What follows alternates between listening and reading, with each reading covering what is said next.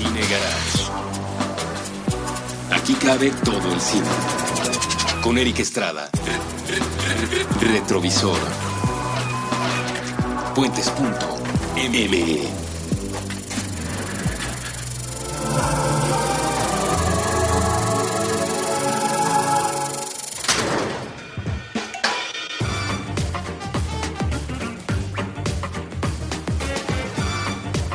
Hola, ¿qué tal amigos de Cine Garage? Yo soy Eric Estrada.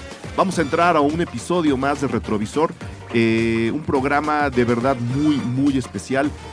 Hace muy poquitos días le dieron el premio de las artes a Nicolás Echevarría a propósito de su película Cabeza de Vaca, una de las, creo que son 2 ficciones que tienen su filmografía, un documentalista importantísimo en México que hizo una obra, la verdad, una obra de arte mucho más profunda de lo que parece, llamada Cabeza de Vaca, que cuenta muy al estilo de Echevarría, de una manera muy personal, el trayecto de Álvar Núñez Cabeza de Vaca desde el norte del Golfo de México hasta el desierto de este lado del país. Entonces, me conecté vía transatlántica, esto no es una broma, con Antón Goyenechea, un gran guionista que tiene ahora una película en cartelera que se llama Camino a Marte. El guion es de él. Paraíso Perdido, de Humberto Hinojosa, también es coescrito, me parece, por Antón. Aquí vamos a pegar, por supuesto, su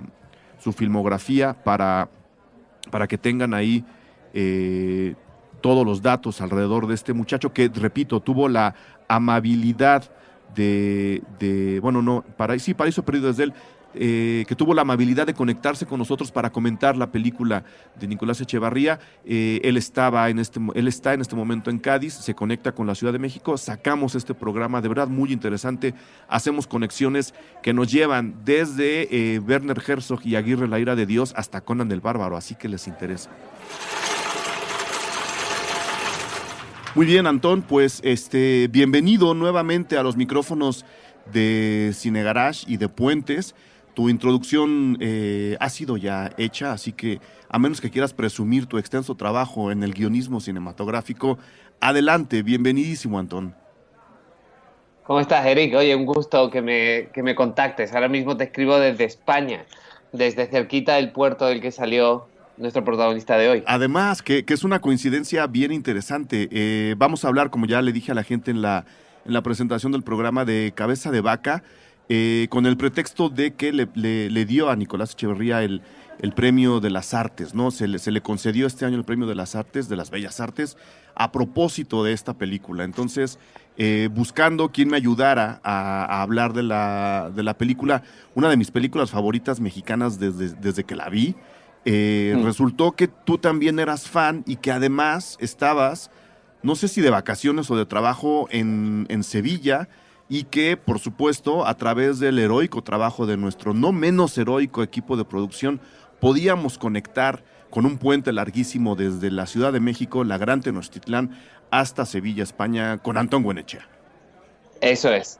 Bueno, desde la última vez que hablamos ya me he movido a Cádiz, que es... Ahora estás en Cádiz.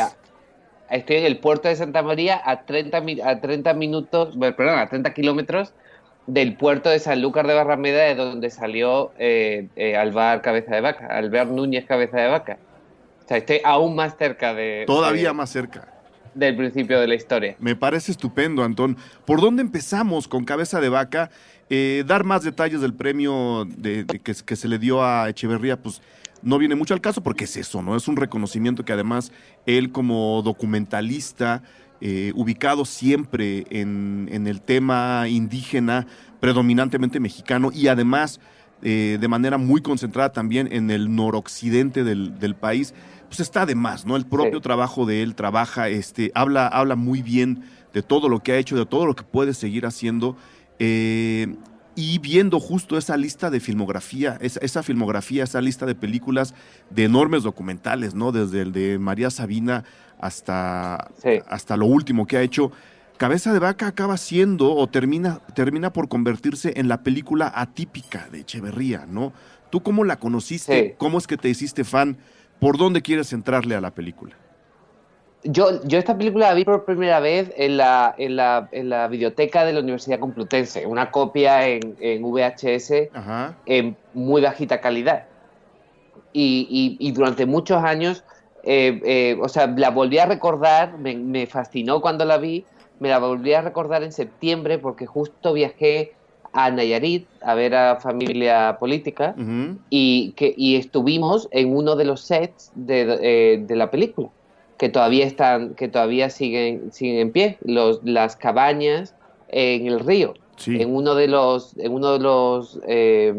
pantanos en Nayarit, cerca de San Blas, y todavía sigue construida una de las casetas.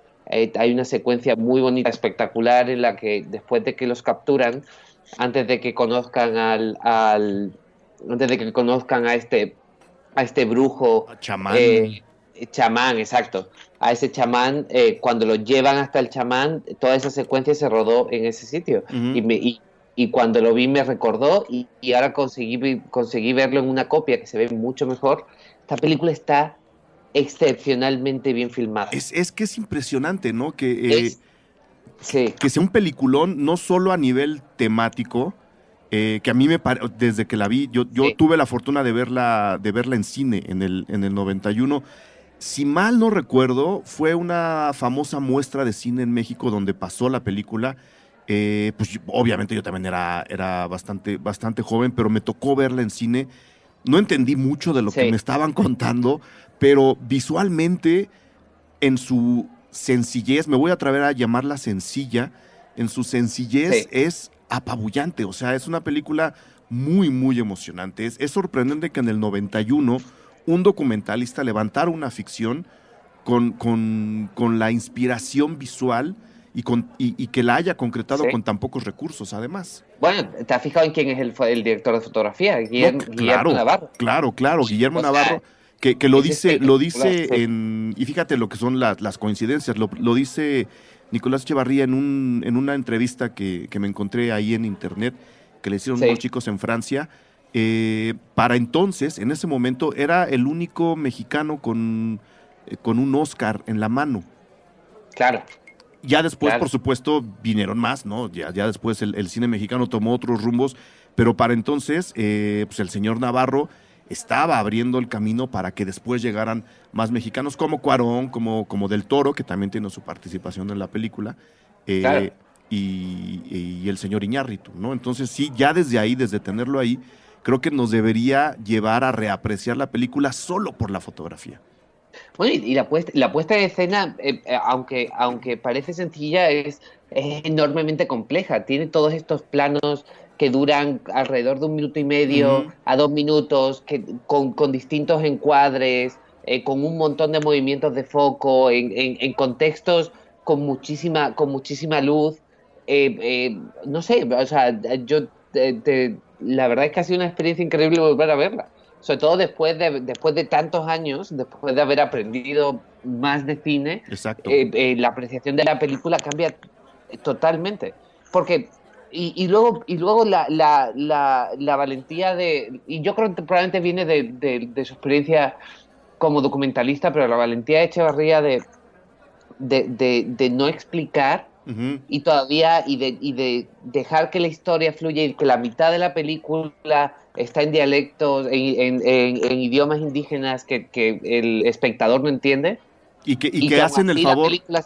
Sí, hacen el favor de no subtitularnos. exacto, o sea, No, es yo creo eso. que es, como dices, es un gran atrevimiento.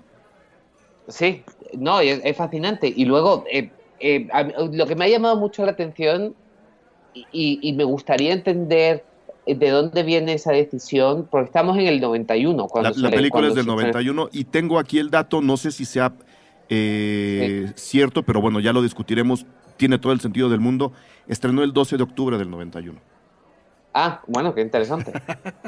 Es muy interesante, porque sí, o Sí, sea, eh, pero la forma, a mí me gusta, Juan Diego, el actor que interpreta a Cabeza de Vaca, me parece un actor fascinante. Es sí. un actor de aquí, de la provincia de Cádiz.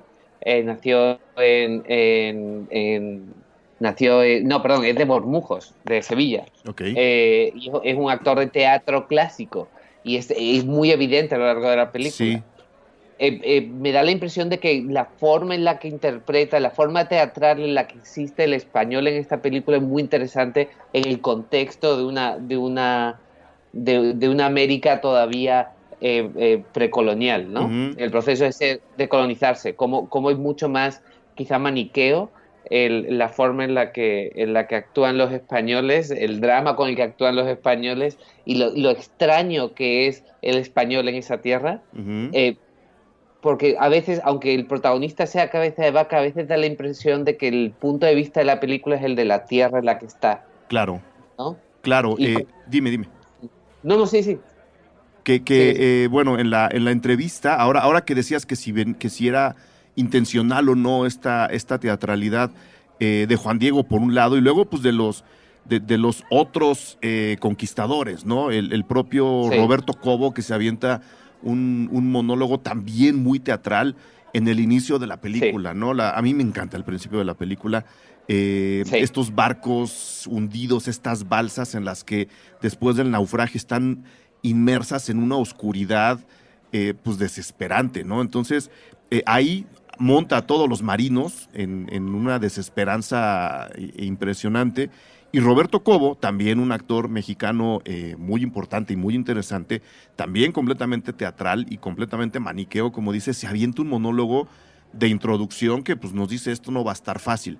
Y como dices, este choque lo voy a llamar estilo, ¿no? De este estilo de actuación, de alguna forma creo que sí está marcado de manera intencional por Nicolás Echevarría, porque él lo decía, y fíjate qué curioso, él decía dos cosas. Él necesitaba dejar plasmado en la pantalla el encuentro de dos mundos completamente diferentes, ¿no? El mundo europeo que se encontraba con otra civilización que, pudiendo ser muy parecida, era completamente distinta a ella. Entonces, estas dos visiones del universo están plasmadas en el reparto profesional, le voy a llamar así, de actores como Juan Diego, Daniel Jiménez Cacho, el propio Roberto Sosa, que pues prácticamente no habla, pero ahí está Roberto Cobo, y el otro grupo de actores que no son actores, ¿no? Que son,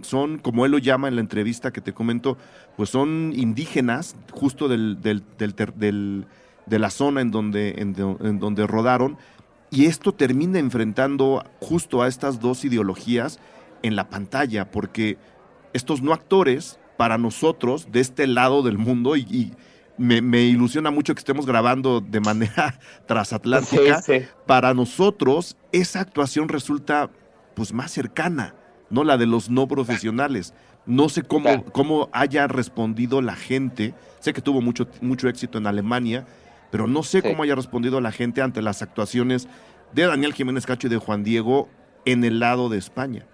¿O cómo puedan responder ahora? Según tengo entendido, la película tiene muy buena reputación en España. Uh-huh. O sea, todavía en el 91, sobre todo por muchas técnicas, o sea, ya un poquito a nivel técnico, España estaba muy acostumbrada a todavía el estilo, o sea, por ejemplo, a que la película está doblada, uh-huh. no está grabada en directo. Nosotros todavía hacíamos eso en el 91, entonces no era algo tan raro para nosotros. Okay. Y siempre hemos tenido, en el 91 todavía había mucha tradición de ver teatro del siglo de oro en televisión. Uh-huh.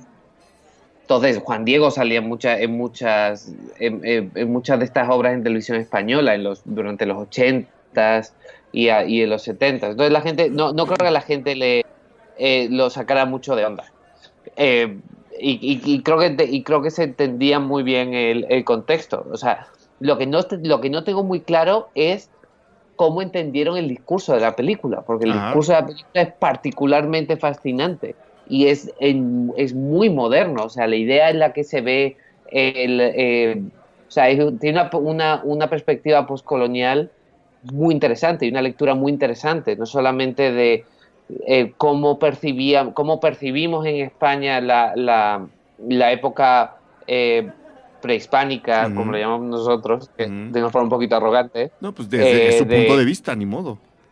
Acá es precolonial, o precolombina incluso. Claro, para nosotros es precolombina, sí. Nos gusta decir. Es más neutral esa parte, ¿no? Sí. Ok, venga. Pero, o sea, es particularmente interesante porque no hay una visión unitaria de los indígenas. Sí, hay naciones, hay pueblos, hay culturas, hay actitudes, hay colores, alturas, hay una diversidad gigante en los pueblos por los que pasan los personajes, y nunca hay, y se agradece que no exista una narración en voz en off que intente aclarar eso. O sea, la confusión del viaje por un lugar que no entiendes está muy bien representado. ¿Será porque justo estamos viendo todo a través de los ojos de Álvar, que pues no sabía lo que estaba pasando en muy pocas palabras? Sí, claro, por supuesto. Pero hubiera sido un recurso, hubiera sido un recurso muy sencillo poner una voz en off que explique que pasaron 8 años. En ningún momento hasta el final descubrimos que el personaje está 8 años en esta tierra. O claro. sea, no hay el tiempo no existe de la misma forma en la que probablemente existía antes. Y creo que también muy interesante, como que creo que genera muchas metáforas muy interesantes en la película con ese tipo de con esa aproximación. Y el último plano, no sé si es hora de hablar del último plano, pero venga, yo estoy todavía en shock. ¿El de la cruz? El de la cruz adentrándose hacia el norte, representando la colonización y la destrucción de esos pueblos maravillosos y complejos, porque tampoco es la representación del buen salvaje, ¿no? Sí. No es la representación, son sociedades complejas, con actitudes complejas ante la vida, con relaciones complejas. Creo que se caería un problema si lo hacemos, o sea, si se hubiera hecho con la perspectiva de Pocahontas. Claro. ¿No? Del salvaje puro que no sabe nada, que todavía vive en la edad de la inocencia. Inocente, exactamente. Sí. Pues mira, dime. Un poco justo en la entrevista esta que me encontré, es una entrevista terrible, pero Echevarría la salva, por supuesto, ¿no? Él trata de decir que justo esa escena final, él lo que quería era dejar justo la cosa muy, muy, muy abierta para que la gente saliera con la idea que le pudiera generar este viaje a través de la película con esa imagen final. De alguna forma lo que él estaba tratando de comunicar era una especie de conexión final entre estos dos mundos. A mí lo que... Sí. Bueno, ahí dejaré la entrevista para que vean si opinan que la salida es... el final es abierto o no. Nada más le voy a explicar a la gente que no ha podido ver Cabeza de Vaca, porque además no hemos dado la sinopsis. No sé si haya una sinopsis de la película, pero lo que hacemos es conocer a este conquistador que era el tesorero de la expedición, perdido en las tierras de Florida, se nos hace creer en un principio, y justo a través de estar perdido va tratando de reencontrar al resto de conquistadores que él sabe están en las Indias, pues para ser salvado, ¿no? Para que su vida regrese a su normalidad. En contra de eso, lo que hace es explorar las culturas con las que se va encontrando, padecerlas de alguna forma, porque él se ve del otro lado de la moneda, ¿no? Como el raro, el que acaba de llegar, que tiene que ir cumpliendo ir ganándose su espacio dentro de esas nuevas culturas, hasta que en algún momento, por algún tipo de accidente, él descubre que tiene poderes casi chamánicos, y ahí es donde se coloca en un nivel diferente dentro de las culturas con las que se encuentra, hasta que eventualmente vuelve con los suyos. El epílogo de esa vuelta es lo que plasma Echevarría en la última imagen de la película, una toma muy larga, como decías, de unos, ¿qué serán? 70, 80 hombres, algo así, sí. Cargando una cruz gigantesca, todos están cargando una cruz, pues que evidentemente no es una imagen realista. Si esa cruz fuera de plata, como muchos dijeron en su momento, 70 hombres no la cargarían, pero ni volviendo a nacer todos 10 veces. Es simplemente una cruz a espaldas de unos hombres que van siguiendo a otro gordinflón que trae un tamborcito que los va guiando por el desierto, porque el otro viaje que propone la película es ir de los manglares al desierto, ¿no? Una especie de, como dices, de metáfora que nos puede llevar a platicar millones de horas alrededor de la conquista. A mí lo que me inquieta de esa última imagen, y por eso creo que no es tan abierta como Echevarría dice, es que cuando la toma comienza, perdón que se clave uno, pero pues es que de esto, así, para eso estamos, ¿no? De eso trabajamos. Cuando la toma comienza, vemos a estos hombres cargando esta cruz en el desierto en una imagen completamente soleada. El paisaje soleado, se ve el horizonte, se nota que hace mucho calor. Conforme la cámara va paneando a la derecha, que es hacia donde van marchando estos hombres, vemos cómo ese cielo azul se va ennegreciendo y hacia donde se dirige la cruz cargada por estos muchachos es una tormenta inevitable. Entonces, si esto es una metáfora del nacimiento de México, me parece, número 1, premonitorio, número 2, valiente, y número 3, una enorme metáfora justo de eso. Sí. No sé qué opina Antón Goyenechea al respecto de mi clavadez. No, yo estoy totalmente de acuerdo. O sea, obviamente, o sea, es una metáfora justo antes de eso. Cuenta la leyenda, una de las otras leyendas, la que durante muchos años movió a muchos españoles a viajar hacia el norte de México y el futuro Estados Unidos y demás, que es la leyenda de las 7 ciudades de oro, que la cuenta el personaje de Jiménez Cacho cuando están alrededor del fuego y habla de las mujeres indias de 3 tetas y todas esas cosas. Y habla de las ciudades de oro. Entonces, a mí me da la impresión de que lo que está haciendo es el setup de los verdaderos motivos de la colonia, de que es avaricia. Sí. Claro, y de la colonia en general. Lo que están haciendo está creando una nueva leyenda que no está basada en su experiencia real, solo para seguir motivando esa búsqueda constante de riqueza y de expansionismo, y llevar una gigantesca cruz de plata hacia el norte, hacia la oscuridad. Hasta podría representar el motivo, pero también todos los hombres que cargan esa cruz parecen ser, lo estoy viendo ahora mismo, parecen ser indígenas. Sí. O sea, creo que no es una metáfora sutil, si es a lo que se refería Echevarría. Vamos a rebatirle eso al buen... Vamos a rebatirlo, pero porque es fantástico. Claro. O sea, no por qué darle...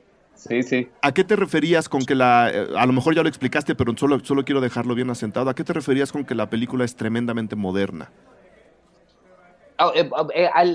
Me refiero a la forma en la que la película, y quizás es más moderna desde el punto de vista de este lado del mundo, de un español que desde el punto de vista de un mexicano, pero la película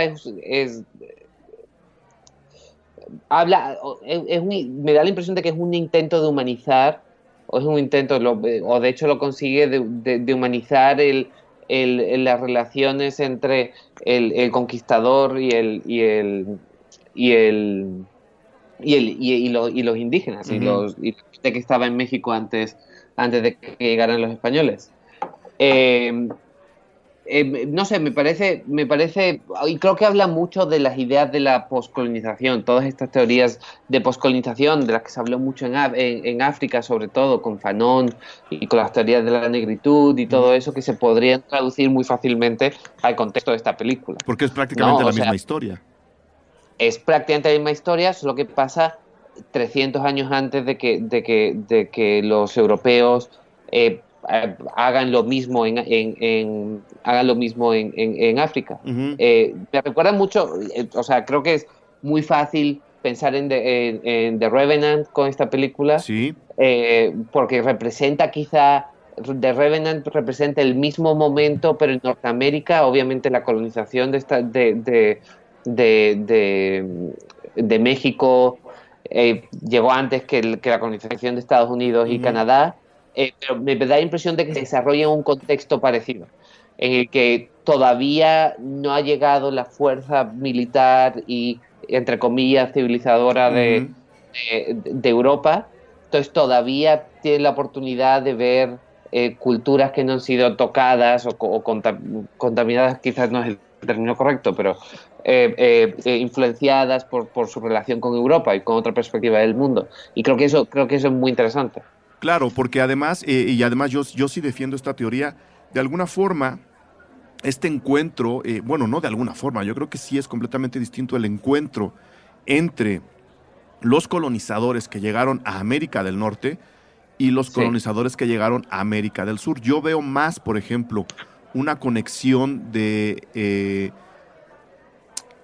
mística, ¿no? Veo más la conexión mística, como dices, incluso como la retrata muy a su manera Iñárritu en The Revenant, en El Renacido, con Cabeza de Vaca de Echevarría. Veo más esa conexión. En cuestión de discurso, la forma es muy diferente, pero en cuestión de discurso sí hay una conexión espiritual distinta en la colonización en América del Norte, que de hecho, pues las culturas aztecas, porque eran varias, ¿no?, tenían también más intercambio y conexión con las culturas del resto de América del Norte que con las de América del Sur, que se sabía que estaban ahí, pero pues, el contacto era diferente. Entonces, yo veo más relación entre The Revenant y Cabeza de Vaca que entre Cabeza de Vaca y Aguirre de Werner Herzog. No sé qué opinas tú. Absolutamente, estoy totalmente de acuerdo. Pero también es por la biografía del propio personaje. O sea, es muy particular el grupo de gente que se fue con Pizarro. Pizarro era de lo malo lo peor, según nuestro propio, según la forma en la que nosotros vemos la historia. Era mucho más, era mucho menos devoto de la corona. Sí, esos son los términos españoles, me imagino, la que veíamos lo bueno y lo malo. Pero era mientras que los conquistadores que llegaron a México servían a la corona de alguna forma y estaban intentando engrandecerle el imperio y todas esas ideas. Los que llegaron más a Latinoamérica estaban mucho más a Sudamérica, estaban mucho más desconectados. Entonces les era mucho más fácil. De hecho, estaba leyendo sobre la biografía de Cabeza de Vaca. Sí. En su segundo viaje a América, después de esto, volvió a España. En su segundo viaje fue al sur de Brasil. Él descubrió Iguazú, ¿no? Él descubrió Iguazú. Bueno, sí, fue el primer. Él iba en ese grupo, digamos. Claro, era el primer europeo que llegó a Iguazú y lo hicieron gobernador. Y uno de los problemas que tuvo allí era precisamente que los colonizadores de esa zona, los españoles, no se querían deslindar de la corona. Entonces también habla de actitudes distintas en la forma en la que llegaron. Lo otro de Cabeza de Vaca que es muy interesante es que este señor participó en todas las guerras en las que estuvo España durante 20 años antes de hacer este viaje.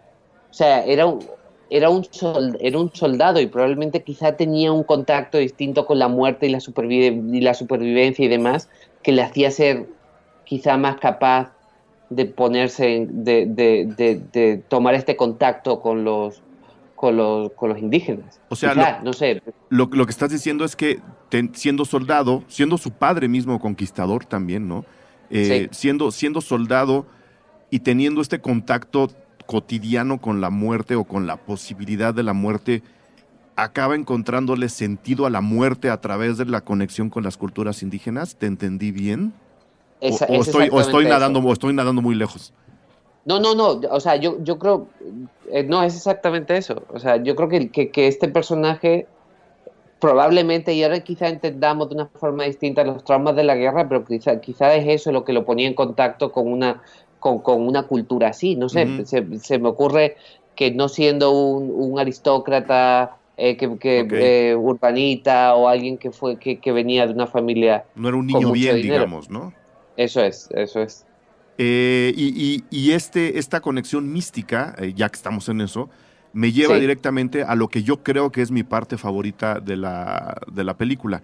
Dentro de la sinopsis mal contada que di hace rato, hay que rescatar una secuencia en la que Cabeza de Vaca, así, bueno, una parte grande de la película está prácticamente contada sin diálogos, porque cuando la gente habla, que lo decías hace rato, hablan en un lenguaje nativo que hacen el favor de no subtitularlo. O sea, estamos viviendo la misma confusión de Cabeza de Vaca. Y se le hace sirviente creo que el nombre es Malacosa, ¿no? Él le llama Malacosa a un indio muy simpático, ¿no? Un mini tirano que no tiene brazos, entonces parte de su labor para vivir en esta cultura a la que se está enfrentando es ayudarle a este hombre pues, a comer y a hacer todo lo que tenga que hacer porque el señor no tiene brazos. Harto, Cabeza de Vaca, harto en algún momento, ve el momento de escapar, trata de escapar, y lo que hace el chamán con el que ha estado dialogando espiritualmente los últimos 20 minutos de la película es armar una mini sesión le voy a llamar vudú, por no encontrar en este momento una palabra más adecuada, en la que es un poco eso, en la que provoca que la escapada de Cabeza de Vaca no sea otra cosa sino una vuelta en redondo que lo devuelva a donde están ellos sentados desde un principio. Esa yo creo... Dime. Y es cine puro, o sea... Exactamente. Es increíble, o sea, es una secuencia, esa secuencia se podría darle en clases de cine. A cualquiera. De puesta de escena y de montaje, es espectacular, o sea, veis lo que está pasando y todavía el final sorprende. Sí. ¿No? El último momento cuando Cabeza de Vaca cae junto al lagarto te sorprende. Y le da mucho sentido a cosas que pasan después. ¿Cómo cuáles? También. Cuéntanos. O sea, cuando liberan a Cabeza de Vaca, cuando descubren que tiene poderes mágicos, cuando sana el gigante es absurdo, es increíble. Sí. O sea, hay un gigante en la película.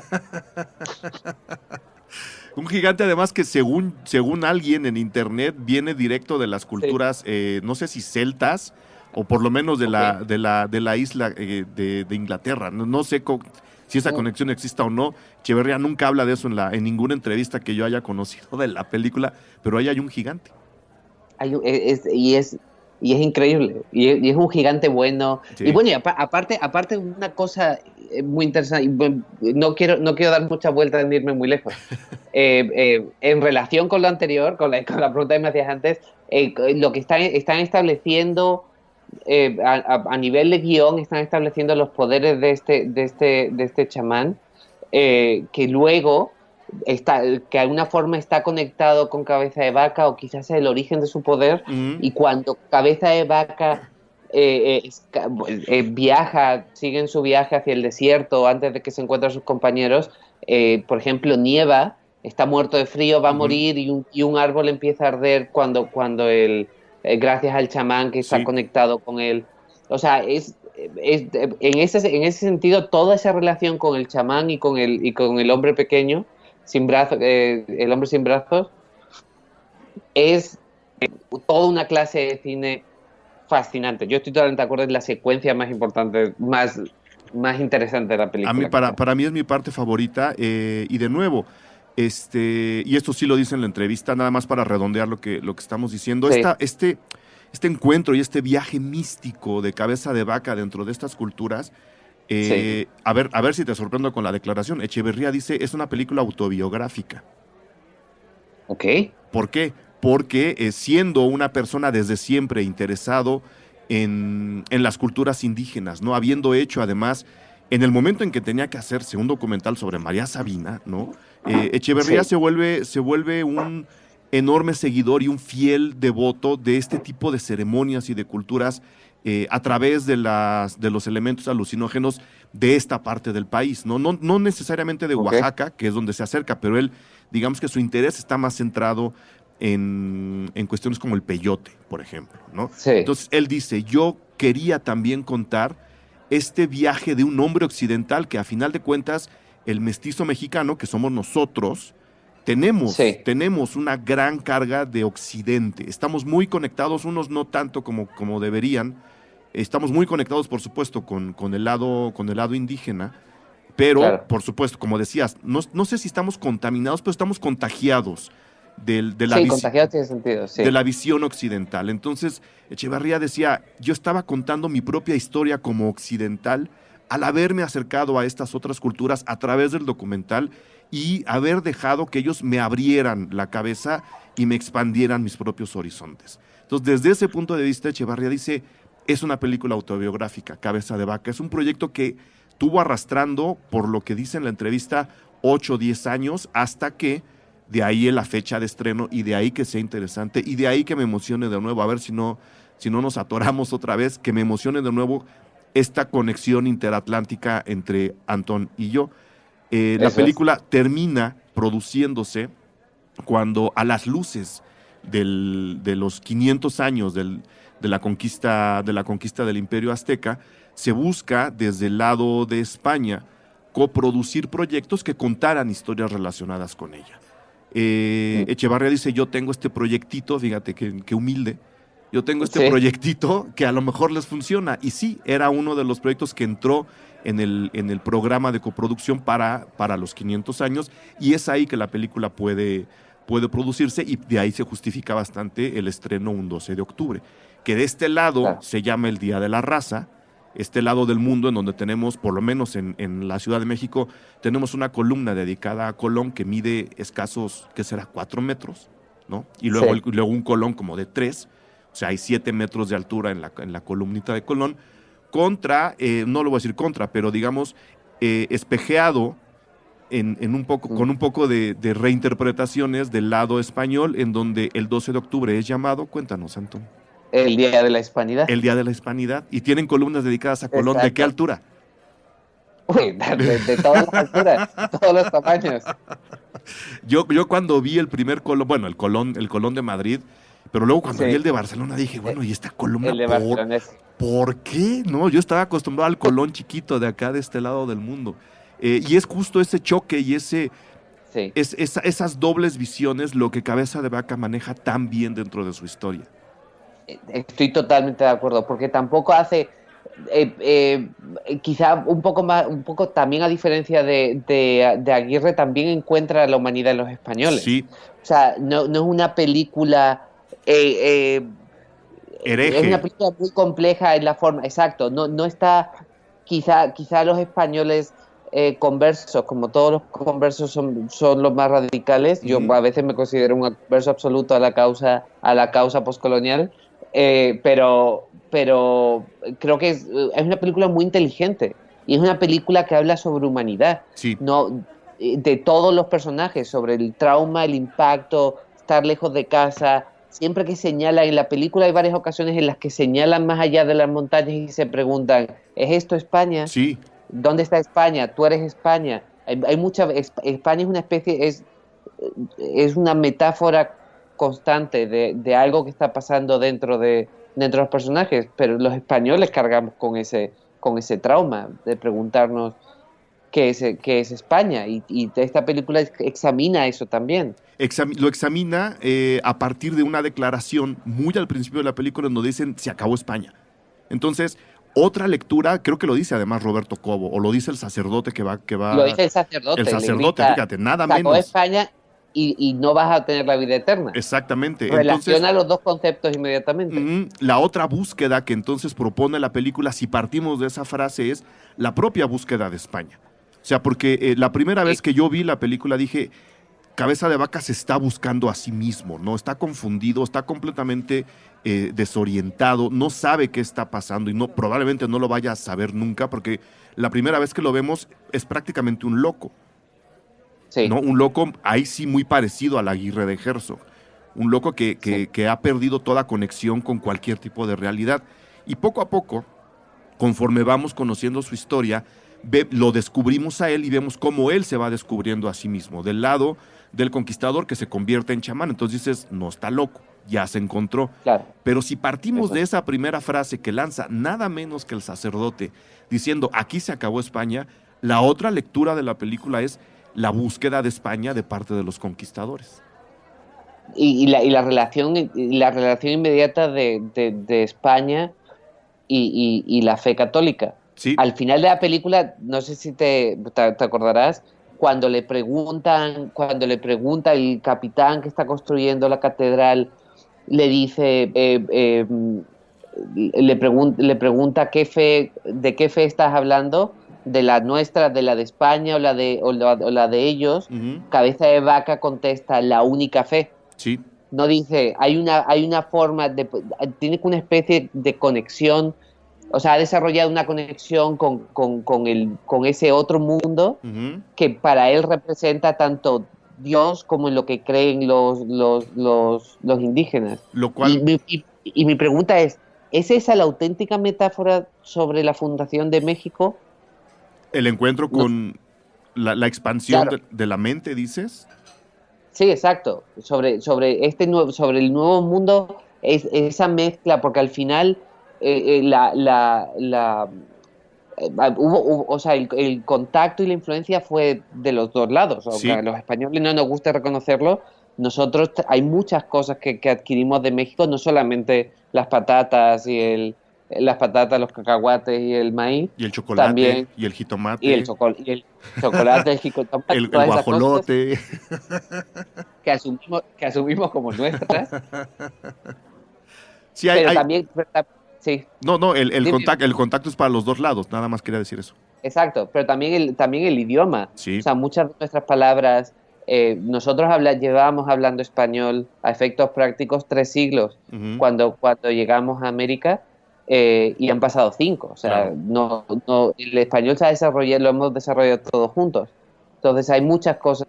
Me parece muy interesante como Cabeza de Vaca es precisamente ese personaje que representa el futuro. Sí, aunque el futuro sea caminar hacia la tormenta, ¿no? Aunque el futuro sea cargar una cruz gigantesca hacia la tormenta. Claro, directo hacia una tormenta. ¿No nos dice de alguna forma lo mismo? ¿Viste Epitafio? Sí. ¿No nos dice de alguna forma lo mismo, con otra forma, con otra historia, curiosamente también verídica, pero no está planteando más o menos la misma pregunta de el contacto es para los dos lados? Tenemos a un personaje, claro, igualmente perdido, tenemos a un personaje que de repente encuentra la iluminación, más al estilo de la abstinencia, pero acaba siendo un iluminado, un tocado, sí, por uno de los dioses grandes de la Gran Tenochtitlán, que es el volcán Popocatépetl. Claro, exacto, no, es totalmente cierto.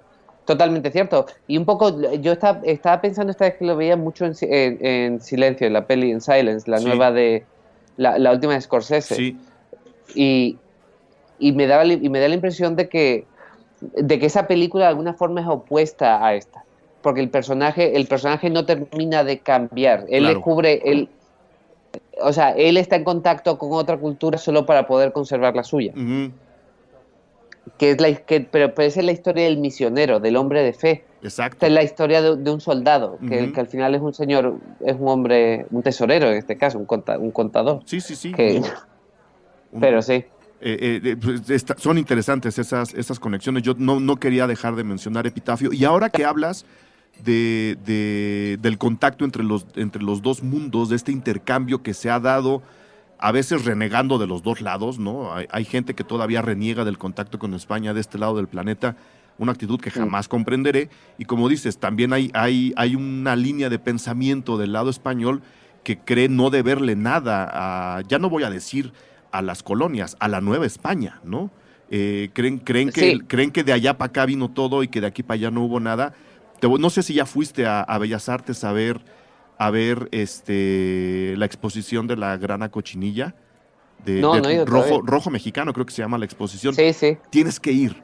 O sea, yo salí de la exposición pensando, estos aztecas eran tan chingones que acabaron revolucionando todo el Renacimiento, todo completo.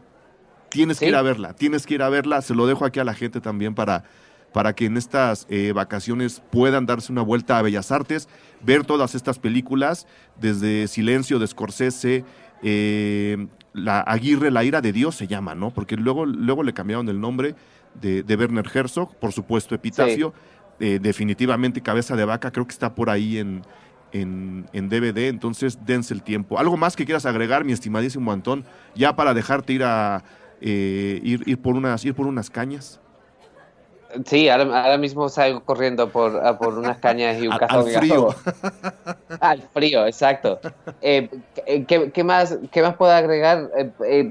Hay un detalle que tomé una nota que me pareció muy interesante de la película, Uh-huh. y que habla un poco de cómo, de la idea de cómo esta película se opone al concepto del buen salvaje, y es cómo el negocio de los curanderos, de los chamanes del Uh-huh. principio, es un negocio absolutamente corrupto. Sí. Como ellos, o sea, y ahí habla también de la complejidad de estos personajes, pero usan la magia en la película, pero no está necesariamente ligada a una estructura moral judeocristiana, podríamos decir. Sí. O sea, esta gente usa la magia para poder aprovecharse de los pueblos que no tienen magia.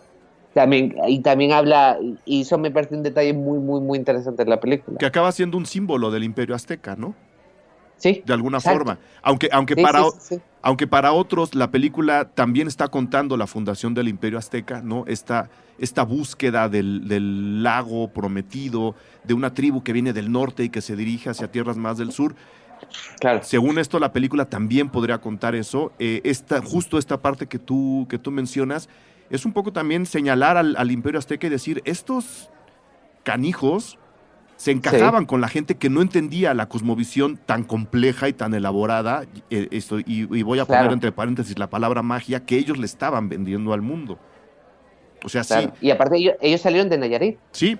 Por eso hay gente que lee la película como una pequeña historia de la fundación de la Gran Tenochtitlán. Es mucho más profunda de lo que parece la película.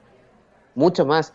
El otro detalle que me parece interesante, yo creo que ya me estoy alargando muchísimo, No, tú pero tranquilo, te lo voy a decir tú de todas tranquilo. formas. Skype nos patrocina Skype y Vans nos patrocinan este programa.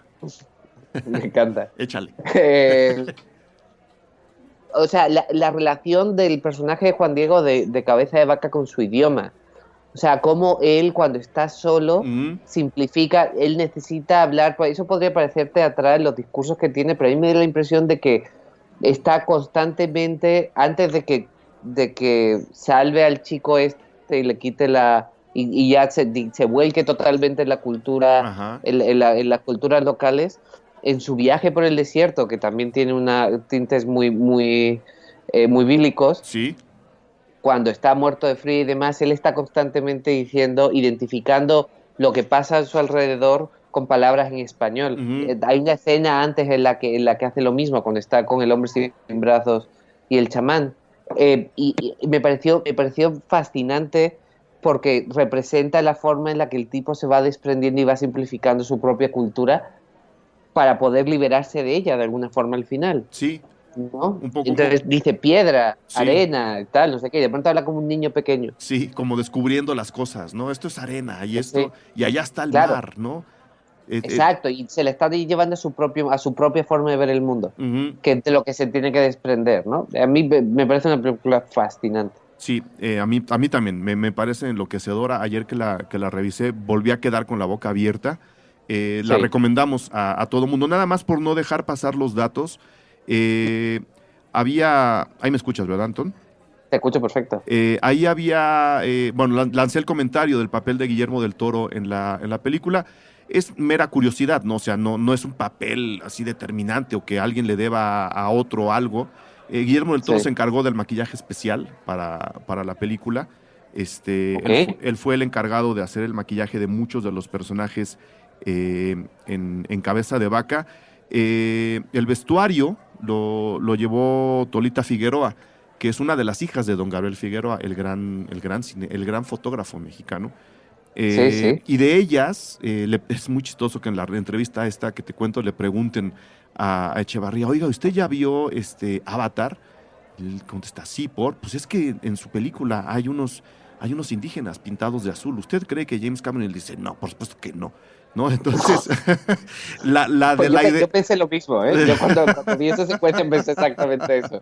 La de la idea de teñir a varios de los personajes de colores, entre ellos el azul, porque hay uno rojo y hay uno blanco, fue justo de las hermanas Figueroa, hijas de don Gabriel. por una curiosidad que además me lleva a una enorme queja sobre las películas y sobre el retrato de los indígenas en América, en esta parte de América, en Norteamérica. Sí. Se decidió pintarlos pues para darles un poco más de juego en la pantalla, porque por problemas de presupuesto, Echevarría dice pues que todo el mundo esté en pelotas, ¿no? Vamos, como no podemos vestir a todos, como no nos alcanza el dinero, vamos a desvestirlos a todos. Entonces anda todo el mundo en taparrabos todo el tiempo. Bueno, yo nunca he visto un mejor uso del barro, por ejemplo, maquillaje en una película. Están constantemente cubiertos de barro. Se lo debemos a las hermanas Figueroa. Y mi reclamo es, y especialmente con los fríos que nos han castigado las últimas 3 semanas en la Ciudad de México, ¿ustedes creen de verdad que los aztecas se vestían como nos los ponen en los dibujos de los libros, con un taparrabos y una manta encima, con los inviernos que debió haber habido en esos años? Yo la verdad lo dudo mucho. Y de ahí... Y de coña. No, nunca. O sea, estos seguro usaban pieles, ¿no? Y seguro en la Ciudad de México caía nieve en invierno, porque no era del tamaño que es ahora, había mucha más agua, ¿no? Sí. O sea, seguro eran unos inviernos durísimos. Ahora los tenemos así por la inversión térmica, no por otra cosa. Y de ahí que aplauda, y vuelvo a Epitafio, el diseño de vestuario que no luce como creo que debería justo de la película Epitafio, ¿no? Que nos ponen a estos indios que van a subir al volcán, por supuesto, muy abrigaditos, con sus abrigos hechos de pieles, con sus zapatos hechos de pieles. Creo que a partir de esta enorme queja de Echevarría de decir no tenía con qué vestirlos, los desvestí, podemos empezar a buscar cómo realmente se vestían los indios en esta parte del mundo. Estoy de acuerdo. El vestuario de esta película le debe mucho, en mi opinión, a Conan el Bárbaro. Sí. Sí. Y lo digo en serio, pero no, estoy de acuerdo. Parecía Conan el Bárbaro que se desarrolla supuestamente en Mesopotamia. En las montañas cercanas a Mesopotamia, y es donde se situó conceptualmente la historia de Conan. No tiene absolutamente nada que ver, pero estoy de acuerdo. Pero muchas veces este paisaje de este cine de fantasía de los 80 sí. Que representaba también igual buscando conexiones absurdas, representa una idea de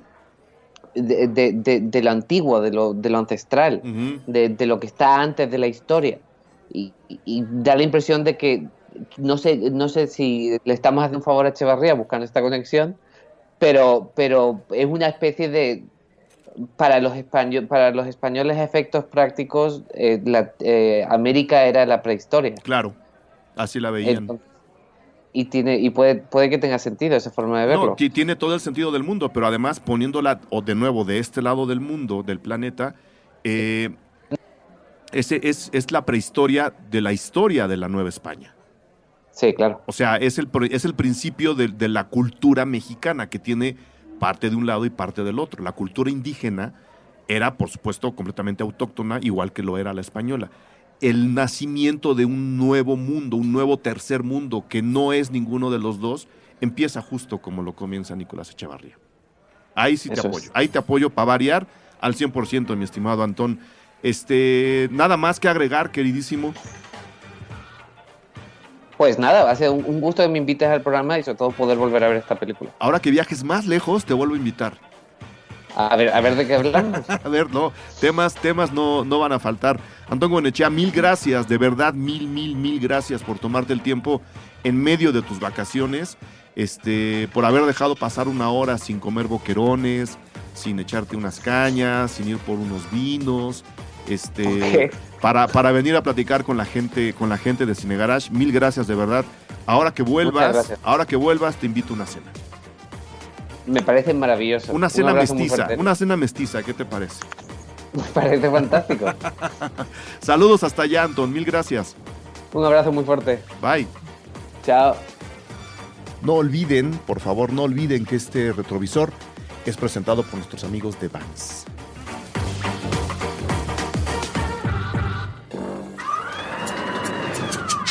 Cine Garage. Aquí cabe todo el cine. Con Eric Estrada. Retrovisor. Puentes.me